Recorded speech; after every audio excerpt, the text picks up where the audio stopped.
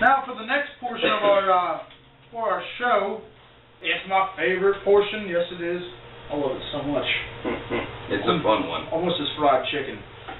Now let's go look at the tweets about our twatters who are playing football. What you got for us? We have a couple tweets that came in on the board today. We have our first one from Anthony Super Rookie 12. Hey, poor turnout at the Teak House last week. The only person that showed up was some black kid that said he was the whole Teak pledge class. Well, good luck to y'all this season. Thanks, rookie. Hope you didn't stay too long with that black kid. Alright, next one. It comes from Katrina and Jake Forever. Forever and always. That's cute. She put EVA. Eva. Or is that just Eva? Now tell us something, Jake? Anyways, let's go. Tell Jake to come home back and visit again. I have some pigskin he can play with. Ooh. Hopefully it's not as bumpy as a real football. There we go. Anyways, Jake, we always enjoy when you come down and visit. Well, for the last portion of our show, we will be previewing Week 2's matchups here. And I promise to you, or my name isn't Big Banks and I don't cash some big checks, that these are the matchups for this upcoming week. Alright, now, start off this week, we have Fear the Beard versus Sandusky Sodomizer, the two top scoring teams of next week. But Sandusky is actually, you know, he's actually getting negative 23 points. He's favored that much over Chad Culpepper? I mean, I'm very surprised that Chad's only projected to do 106 points.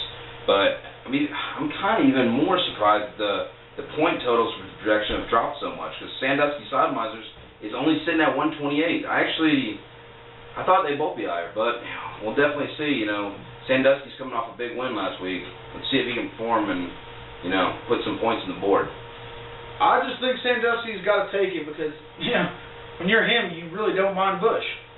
Or beards. Just pubes in general.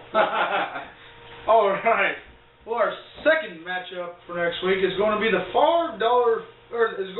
Professional Chicken Chokers, I apologize, against Free Anthony Rookie, Morgan Livesey versus Brandon Corbett. Now, do you think Morgan's not going to choke this week and he's going to come up with his first win, or is the Wizard taking it? I think the Wizard is going to come a little short on casting spells this week. He's going to fall short as the projections are 122 to 136. That chicken choker, I think, is going to get a little extra juice this week and push past Brando's wisdom. The Wizard of Wine Country, Brandon Corbett, not going to pull it out. I agree there, Next, we have the One Pump Chumps versus the Naked Streetwalkers. Now, I don't know about you, but when people are one pumping around me, I don't want to be naked walking on those streets. No, it's dangerous. Is this a porno or fantasy football? I mean, I've seen horror movies and porno movies start both this way. So, I don't know. You tell me which one's worse. Well, who's gonna die and who's gonna score? Well, I got to put at 137 for the One Pump Chumps, and again, Wesley. I don't know why, but low offensive projections. Sitting at 118. You definitely need to analyze your team right here. See if you need to make some adjustments for next week. All right. Coming up in our fifth matchup of this week is going to be the Honky Tonk Badonka Gronk versus the annexation of Puerto Rico, James Boomer's team against Chip Bowen. Chip Bowen, the rookie, kind of disappointed in what he did last week.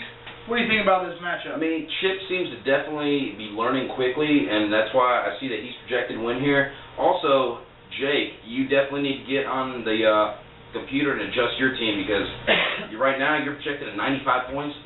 That should not be right. I mean, maybe if you end up with 95, but you definitely got to raise projection and switch around a couple players coming up. If you look at defenses, look at some matchups, move some stuff around. If you can't score 100 points in this league, then you should just quit. Our second to last matchup is going to be Ray Finkel's Winkle against the nameless Team Koffler. Now, Ray Finkel's Winkle is projected at plus 9.2 points, so they got Team Koffler winning this week. What do you think about that, Lafram? Well, as I see right here, he's plus 9.2. I see that Ray Finkel's Winkles already went in and made some projection changes because earlier I analyzed the score and he was sitting at 128, so he's already got on here move some stuff around. I like where he's going with this. Team Kaufman's going to be a great challenge against his team, but this is going to be a shootout, I think. So time will tell. Well, with LeGarrette Blount's injury, do you think that's going to give Doug Martin even more amount of carries for Team Kaufman? You know, I went down and did some broadcasting down in Tampa this past Sunday, and Doug Martin looked phenomenal. I saw LeGarrette Blount out there. Yeah. Doing one of these, grabbing his legs. Somebody get that guy a banana. Yeah. Cody, don't start him if you haven't dropped him already. You dropped him and Sean Green. Sean Green got 24 points. Nice move, Cody. Dropping people. You win some, you lose some. All right, and our last matchup of the night, we picked this as the key matchup. Basically because we got the $5 footlongs, lowest scoring team this week, against the Team Headley, second lowest scored team. They're both 0-1, and somebody's going to get their first win, and I don't think it's going to be pretty. Are we looking at a sub-80-point matchup for both teams? This is definitely going to perk some interest, and not in a good way. JP, put the bowl down and focus a while on this, because you're going to need to pull out, you might want to call Brando and see if he can give you some wizard wisdom here, because this is going to be a close game. So with that, which team is going to choke the chicken this week? You know, with the projections leaning in Team Headley's favor, I'm going to say that $5 footlong is going to get off his ass and do something and make Team Headley choke the chicken next week. Oh, Headley. We'll see, though. I feel bad for the kid. I appreciate all of you guys tuning in for another episode of Big Banks is Burning. I'm Big Banks, and you take that to the bank. And I'm Jeff Lapham. I'm always right. See you guys next week. Took some real heavy.